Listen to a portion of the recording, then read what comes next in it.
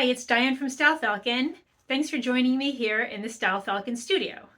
Style Falcon is a sewing pattern brand for mature figures with all of the fit, dimensions, and style that us older ladies like to expect in garments, and also additional style details and usability details that we enjoy as we get older, whether it's with vision or with the way that we like to sew and also like to wear and style our garments. I work out of my house in Connecticut. This is my studio, and I'm like to have a little video every week to show everybody a little update of what I have going on. So here's what's cooking this week. The first is that the new pattern that's under development that's almost ready to go is called the Daring Duster. Again, just to show you, here's a picture of a couple of the fashion illustrations that the illustrator that I work with has developed. The pattern testers came back with a couple of suggestions and changes. I worked with the graphic artist this week on them. I have the revised pattern here. I like to work on paper for this, and I'm going to sew up some samples. So I've got that here, and that's something that's on my sewing table for this week to work on. The next thing that's been going on is we have a sew along for Style Falcon's most popular pattern, the secret jeans trousers. Sew along is an event every year where a bunch of sewers from all over the world get together, and we all simultaneously, over a period of a few weeks, sew up a pattern. And there's events here on YouTube, there's events on Facebook, on Instagram, and it culminates in a party on Zoom at the end of the sew along, which is the end of March. So what's happening this week is everyone is cutting out their patterns. Everyone has chosen their fabrics. Everyone has chosen whatever embellishments they want to do, made any kind of pattern adjustments. If you're interested in that process, I covered that last week's video, so please check that out. The pattern, I have, mine is all cut out except for the pockets. I'm going to do an embellishment. I love to do an embellishment on the back pocket because I'm making a denim jean, mock jean style. This pattern is kind of cool for a lot of reasons, but one reason it's really popular is you can either make a mock jean like you can see in this model, or in this technical drawing here with the back pockets and all the top stitching like you do in a pair of jeans, or you make a dress trouser like in this model with minimal top stitching, and you can make that out of linen or a twill, or even like kind of a fancy fabric like a wool challis or rayon challis or something like that.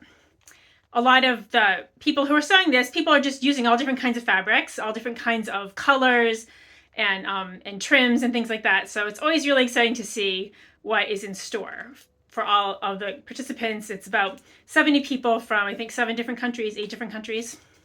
So more on that to come. The next thing that's going on is coming up is going to be Style Falcon's anniversary. It is going to be our 4th anniversary. And every year I have a really big sale for my anniversary. A little sneak peek. It's a really good one. So please check your email. If you haven't signed up for the Style Falcon flock, which is what I call my email list, please go to stylefalcon.net and sign up for that so that you'll get all the info about the sale when it comes out. I have a couple of big sales a year. This is one of the big ones. So if you're interested in the secret jeans trousers or any of the other Style Falcon patterns, this is the sale that you don't want to miss. So please check that out. And now what I'm going to do is, for this week, my sewing tip for this week, I'm going to show you how I like to embroider, use machine embroidery to embellish pockets for the secret jeans trousers. This technique also works for any kind of embellishment that you'd want to do, any kind of machine embroidery. But I have a couple little tools that I've made and a couple of ways I like to approach it. So I'm going to take you now over to my my cutting table, and I'll show you how I like to roll.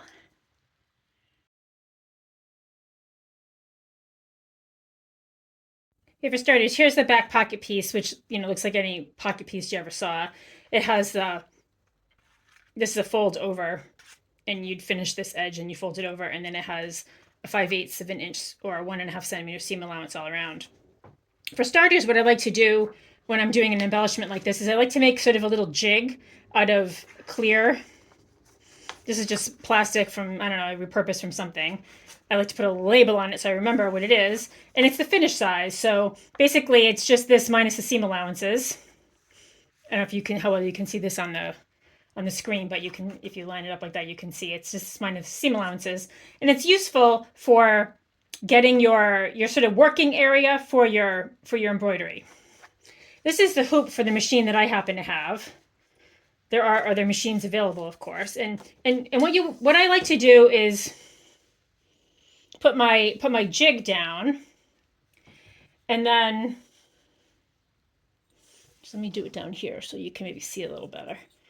Oh yeah, let me just show you quickly. This is the embroidery design that I'm going to use. For back pockets, I don't like to do anything super intricate or with a lot of colors. I mean, I like having a little design back there, but I don't want to, you know, go crazy. So this fern detail I think is really pretty, and I like the curve of it. I'm probably just going to do one, not both of them, because, you know, imagine it's just one like that. This design happens to have 3 colors, but what I'm going to use instead is this variegated thread that's sort of purple and blue, because I'm working on a bunch of wardrobe, a whole sort of wardrobe look that is going to have a lot of purples and blues in it. So I think that'll be really pretty. So I'm not going to change the threads. I'm just going to use that variegated thread for the whole thing. And then in my bobbin, I use special bobbin thread it's going to be black because it's a dark denim. And I'm going to use an embroidery needle because it has a slightly, it's very sharp, and it has a slightly larger shaft in it, shaft uptake, that just helps you avoid skip stitches. So it's that. I like to use that. And then I like to get this sort of interfacing stabilizer, rather, that just comes in a roll. I think it's just more economical that way. So I just bought a big roll of it.